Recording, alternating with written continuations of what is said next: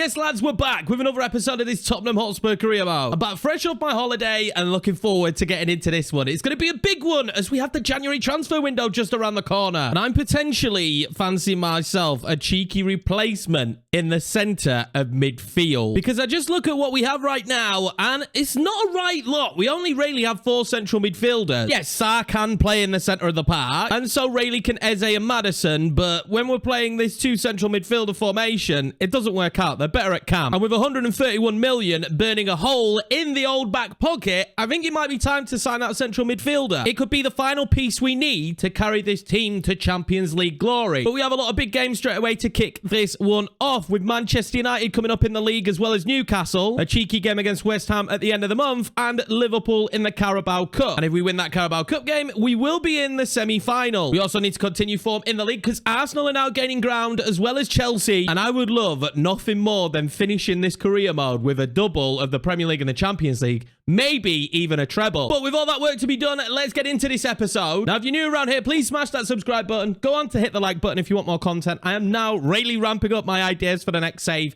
I've pretty much got it nailed on at this point, but I'm still open to suggestions, so leave them down below. Now, Manchester United have started this league season off very badly with only 20 points, and this Manchester United side isn't really worrying me that much. It's very weak at this stage of the career mode, but we will be facing Richarlison up top today. Our 11 is very strong, though. This is the first time I'm going to start Son and Kvaratskhelia together. I'm excited. We couldn't get much stronger than this, and I firmly think we should be beating Manchester United to kick off the episode. I've got the earphones in again, and they don't need to be in. I'm not listening to anything. I just put them in at the start to do a sound test, and then every damn time I forget. I'm extremely excited to have Son on this pitch at the same time as Kvaratskhelia. So now he's going to whip that one in towards Rashford, though I hold him up really well, and Holman wins the ball back and gets it away. That is fantastic.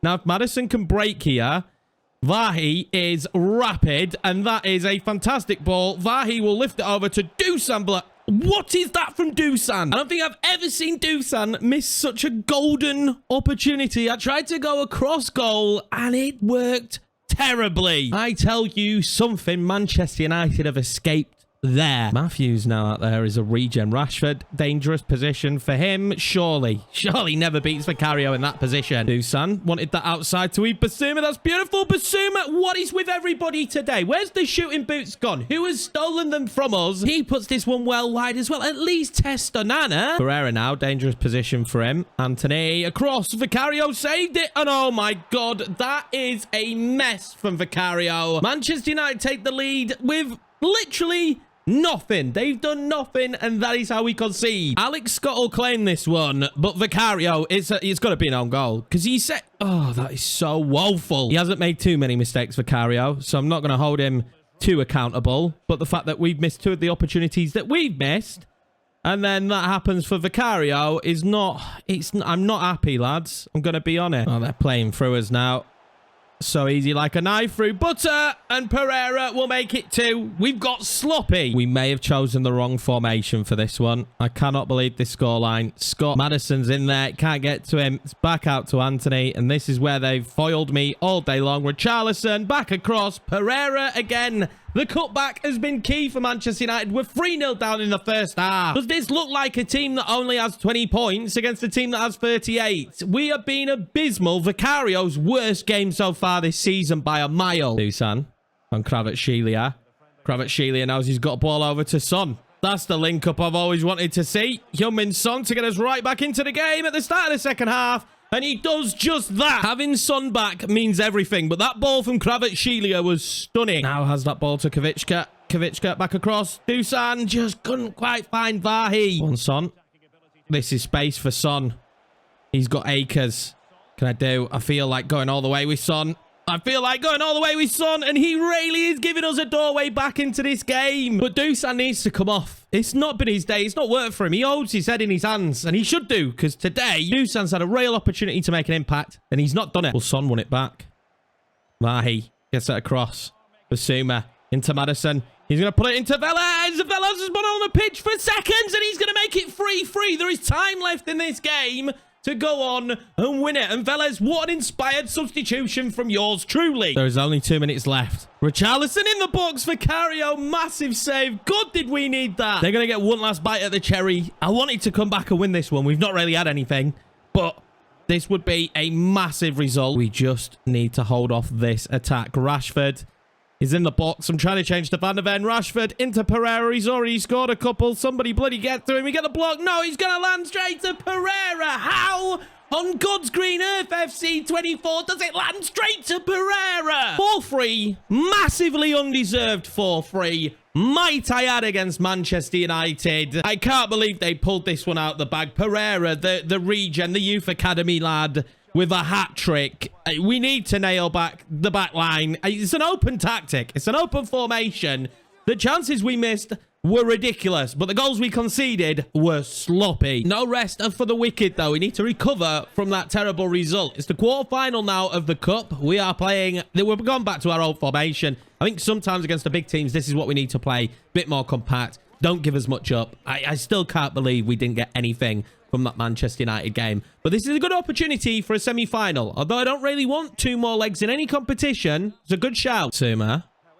He's done a great job there to try and get that one over to Vahi. He gets the touch. I wanted him to hit it first time, and he just couldn't do it for me. Kavicka. Kvaratskhelia into Vahi this time. No catching him. Vahi slots it home. 1-0. That's why he started today over Dusan. I just feel confident in the young lad at the minute. Liverpool are going to push and try and get back into this game, though. That isn't a terrible ball, and what a goal to make it 1-1. Could be the moment for Liverpool. Opportunity save. And I'm just trying to stave them off. The formation, though, does hold a lot better defensively, to be fair. Although, Destiny there, giving him that opportunity. This is a good chance, and we get it clear. And now, it's going to let me counter-attack.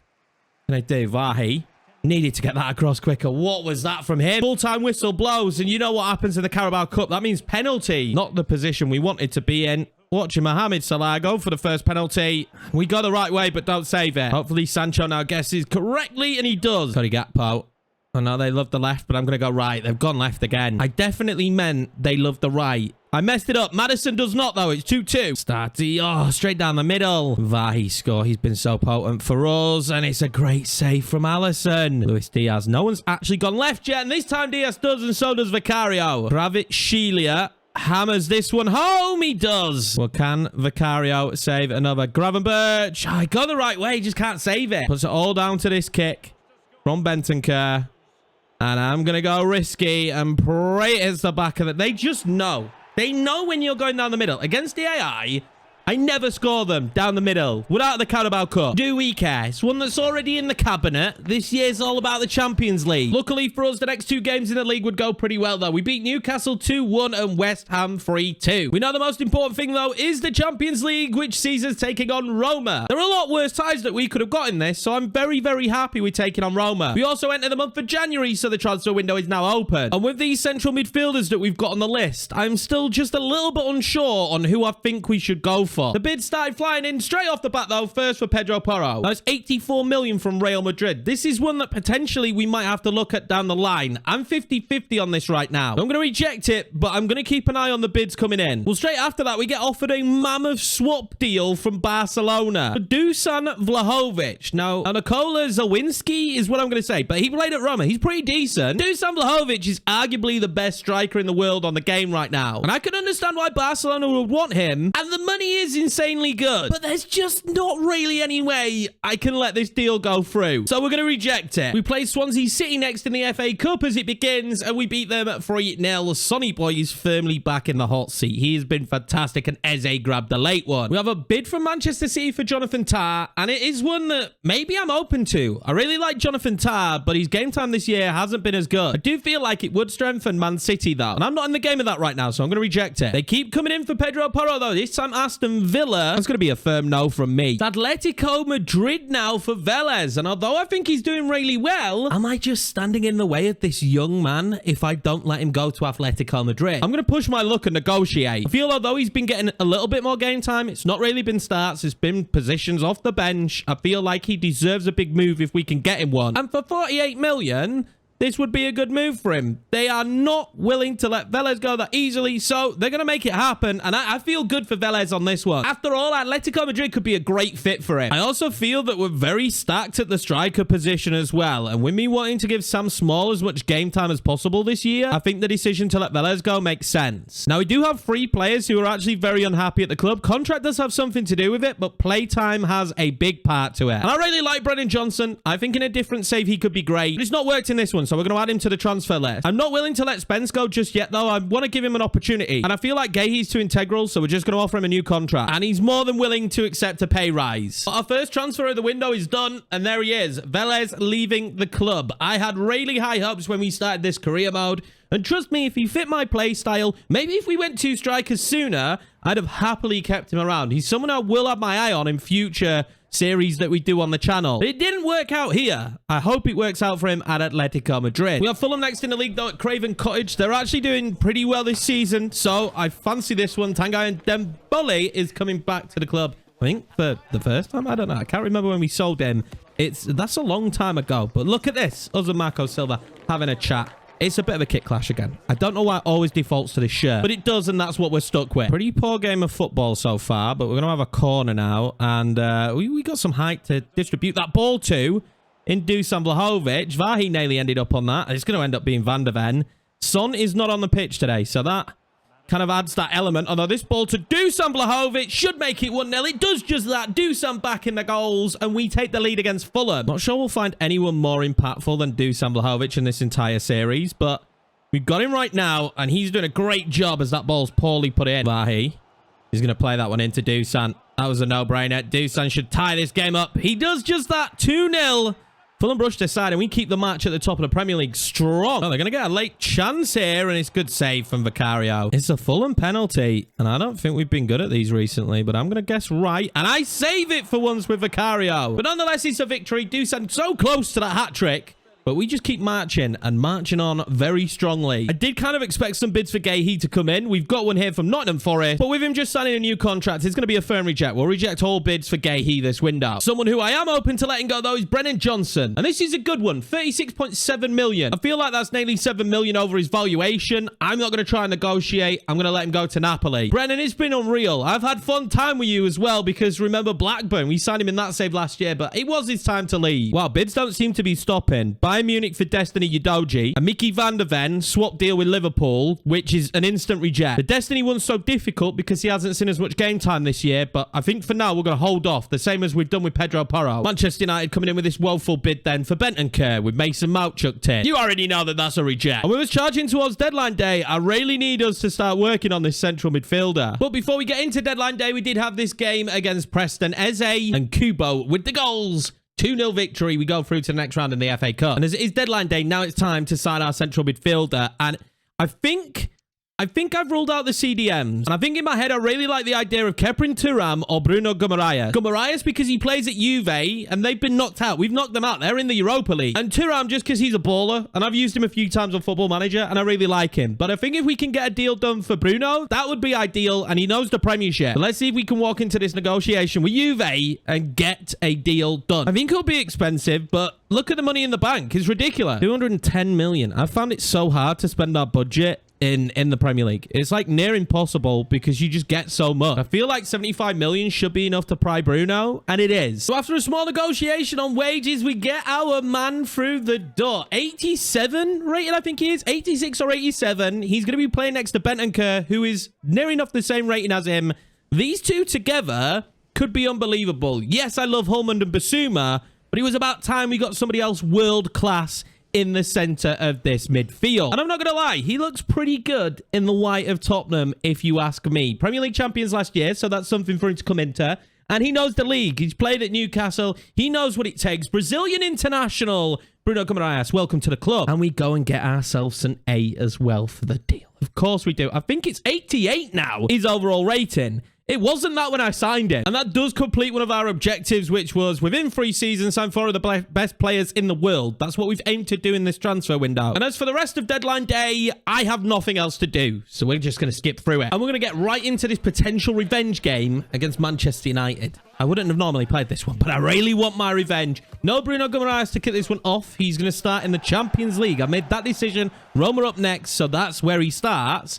But still, this is a very strong 11 and hopefully a team that can pick up a win. Opportunity for Manchester United. We couldn't win the header, but Vicario will collect. Sancho.